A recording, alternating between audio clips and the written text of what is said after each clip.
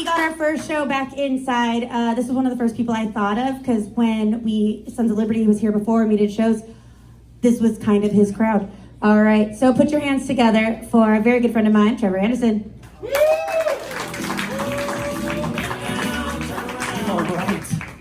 My goodness. Hey, Stephanie, can you do me a favor from now on? Don't put anybody more handsome than me on the show. I just want to be...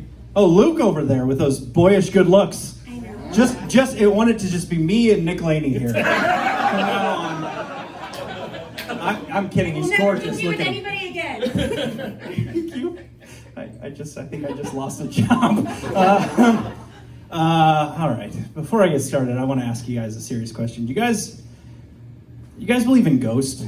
Yes. The Patrick Swayze movie? Because I'm skeptical, honestly. I'm not sure how I feel. Some cool advice, too, by the way. If you're ever going to stab somebody, aim for the butthole. It'll really confuse the police. They'll be like, I don't understand. All of these holes were already here. Okay. Sally did not like that joke. When I was a kid, I used to really like hanging out with my friend, over at his house, because his parents were divorced, so they had lots of toys, you know? Yeah, my parents didn't buy me anything because they loved each other. It sucks. I used to think we were poor. I thought we were poor growing up because we had powdered milk. We had powdered milk and then the ground level sack cereal.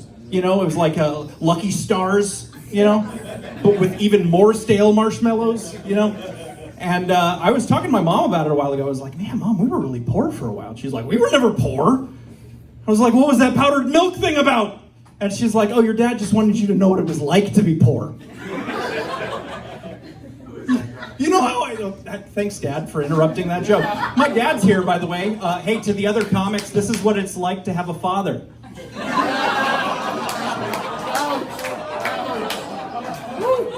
I'll be here all week. Anyway.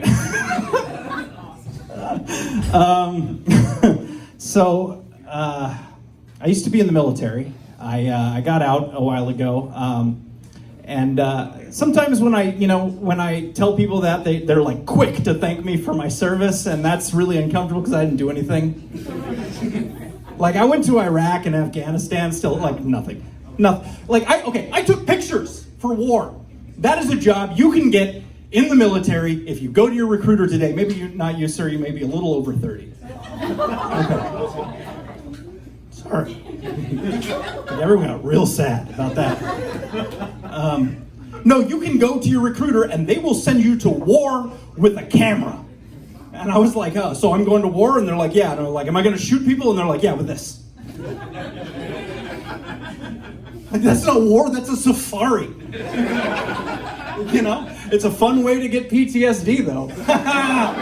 People are like, hey, how'd you get PTSD? And I was like, I've got the photos. Sit down, I'll give it to you, too. It's a great time. I actually did find out I have PTSD. Found out in kind of a weird way. I went into the VA, and this guy sat me down, and he was like, have you ever been to war? I was like, yeah. He goes, you ever get sad?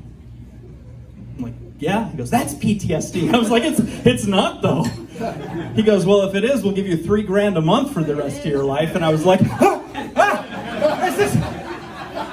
this what a flashback looks like? Yeah, I joined the military at 21 because I had a question I needed answered. Am I a man? Do I have what it takes? And people used to say that the military will make a man out of you. And I don't know how true that was back in the old days. But nowadays, the military actually will pay for that operation. So.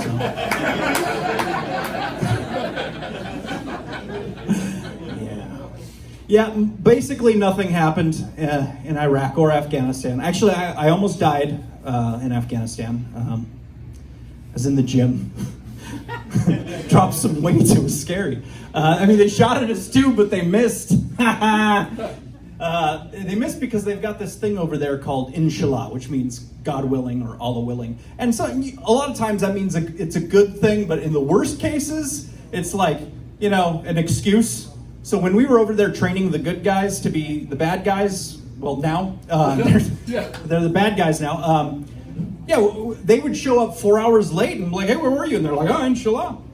I want a little bit of that just for work. Show up 4 hours late to work. The boss is like, where were you? Like, inshallah. God wanted me to sleep in. I was on watch in Afghanistan. If you don't know what watch is, you remember Indiana Jones where he's hiding behind some boxes and a Nazi walks by and he just beats the crap out of him and steals his clothes? Yeah, that Nazi was on watch. So that's what I was doing with this other guy, and we're just there for 8 hours. You're just walking around, just like praying for Indy to jump out and end it all. And he just leans over to me. He's like, "Hey, did I ever tell you how I became a vegetarian?" And I was like, "We got like 8 more hours. Just go ahead. Let's hear it." He's like, "Well, I was in the grocery store with my girlfriend, and she goes. I asked her, why don't you eat meat?' And she said, let me ask you this. Why do you?' And I didn't have a good answer, so I'm a vegetarian." That's the guy you want to go to war with, right? He's a man of conviction. "Hey, ISIS, why are you a terrorist?" "Let me ask you this, my friend. Why aren't you?" "Good point. I'm on your side now, inshallah."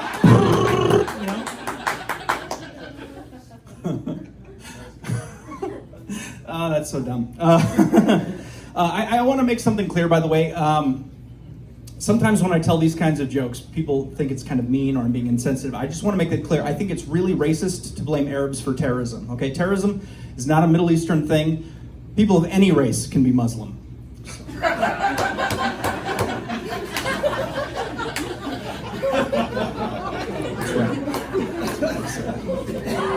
I know it's mean.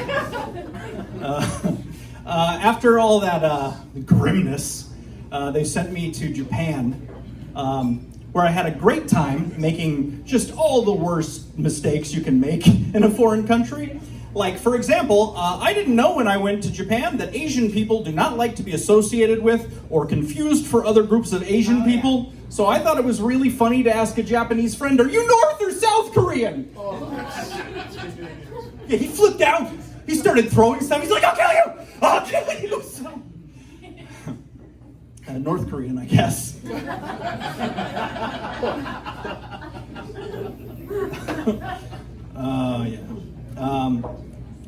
It's a good place to be a single guy. A lot of fun. I remember one time I was out at karaoke. I met this gorgeous Japanese girl. We were hanging out, we're flirting, singing together, And then we had to go our separate ways. So we exchanged information.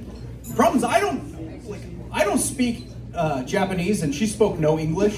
So we ended up flirting by text with Google Translate. We were flirting through Google Translate, which is awesome if you're turned on by complete nonsense. It means nothing. I got a text from her that said, "Do you has when it is?" Baby, I always has when it is. Yeah, it worked. We've been together ever since. She's here with me tonight. She blocked me. Blocked me on everything. Facebook, Japanese Facebook. You can't even get there because you don't have the squiggly lines on the keyboards. But I'm out now. I am really enjoying my life. I'm going back to school as a 38-year-old man. That's right. I feel like Billy Madison. I told that to one of the kids in my classes, and he was like, "I don't know who that is." So I had to explain to him who Adam Sandler was, and then he understood who Adam Sandler was, and then I had to explain to him that his movies used to be great. So then I had to do the whole explanation. It was rough. But I didn't want to be a typical veteran when I went back to school, and so I just Googled what veterans do when they go back to school, and apparently what we do is we run around throwing knife hands at people and bringing up war all the time. And I was like, no problem. Not doing that. So I sit down in my first class next to this little kid, like a 19-year-old kid, and he looks over at me and goes, "Man, I wish I could pull off the dad look." I was like, "You little punk, I've been to war." I had to go see the counselor for that. I was like, "I got PTSD," and they're like, "Oh, that's fine, go ahead."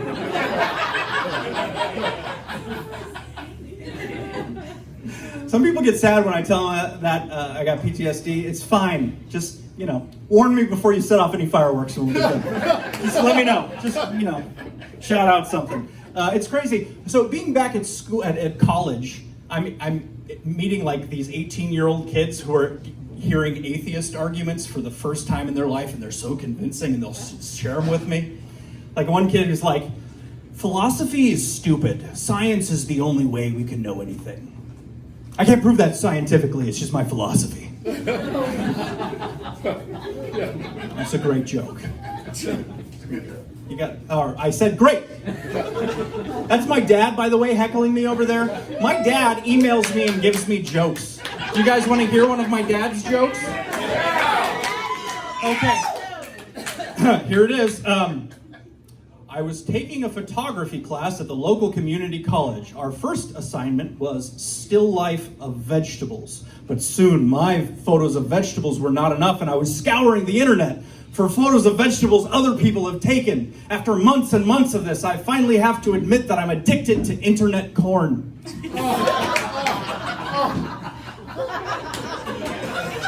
You can thank him after the show, sir.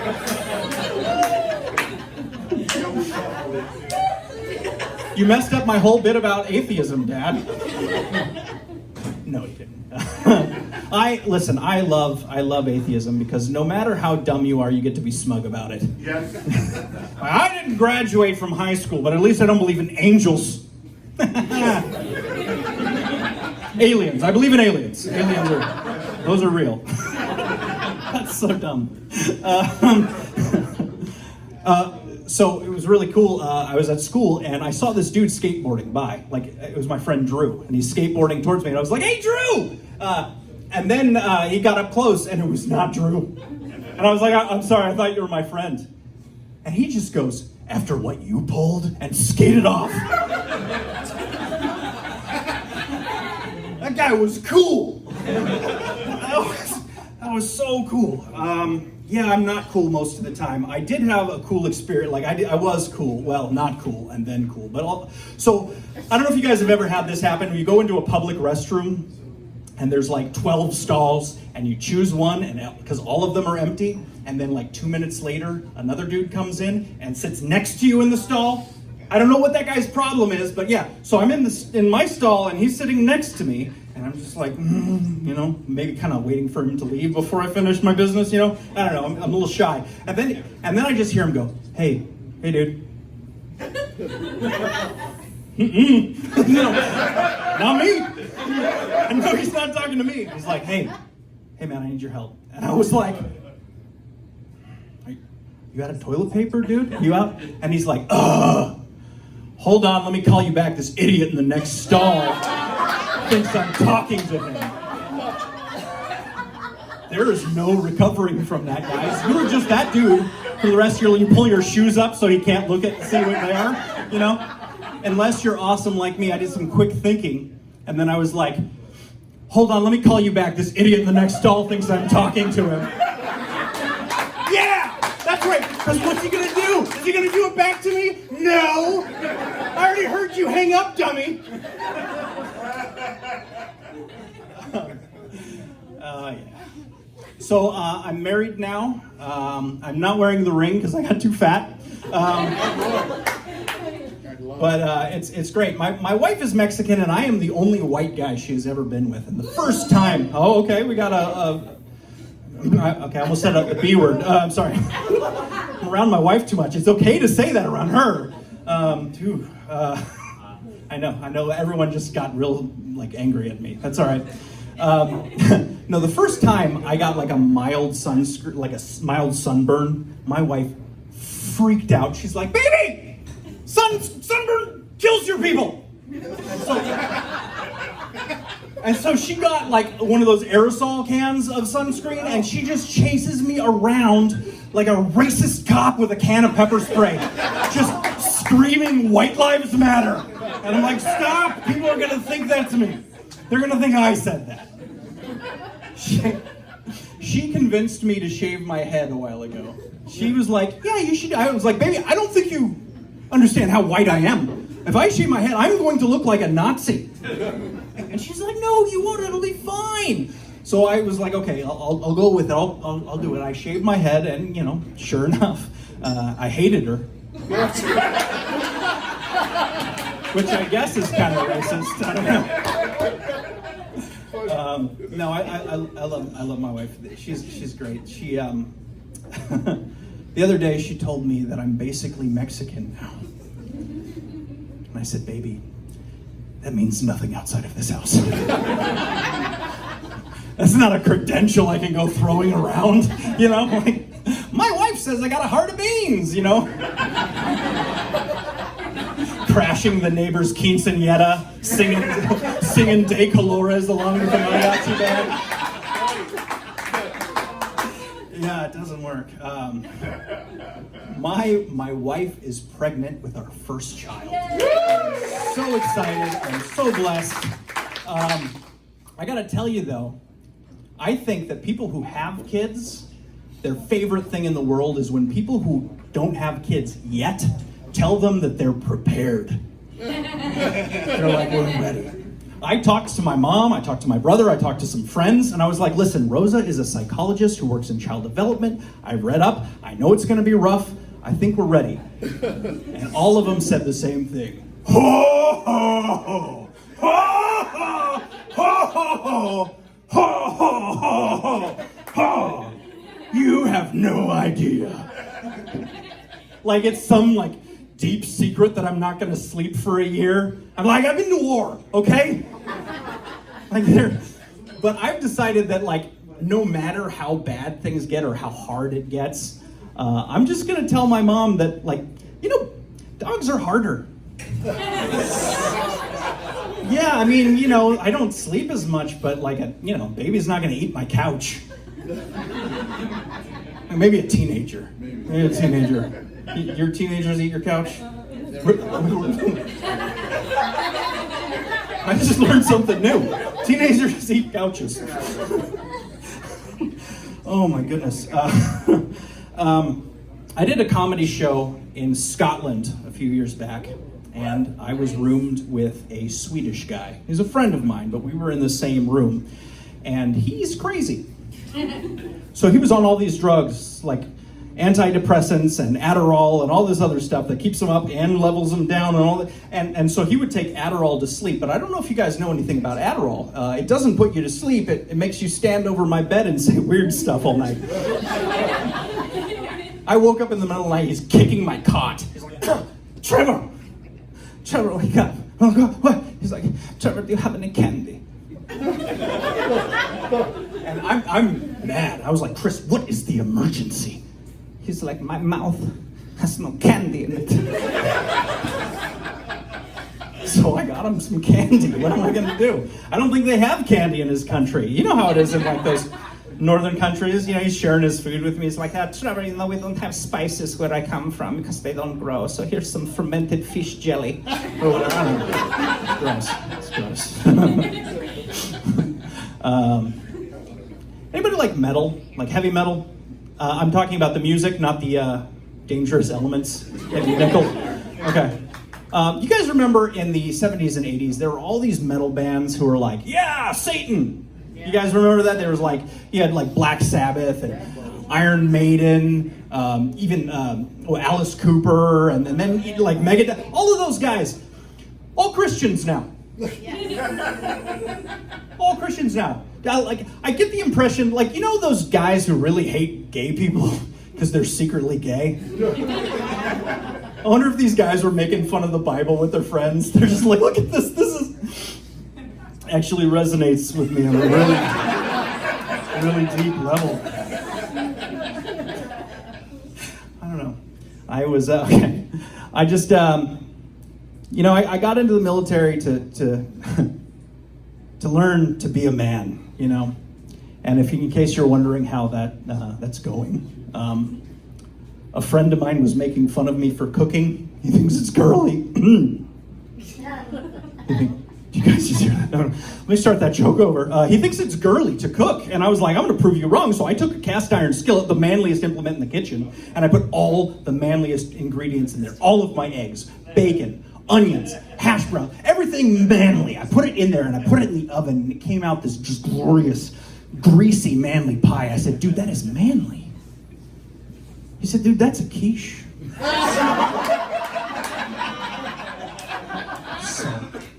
All right, guys, I have to go, but I want to tell you, I've got these stickers that say Trevor Andersen hates this. I kickstarted a band a while ago, and I wanted the concert that they threw to be like no kids, and everybody there was mad, so like they photoshopped my face onto the child catcher from Chitty Chitty Bang Bang, and somebody found my address in Japan, paid to have these printed out, and they shipped them to me, and it says Trevor Andersen hates this. Now, if you want to talk to me after the show, I will give you one of these for free because I love you. You guys are awesome. Thank you.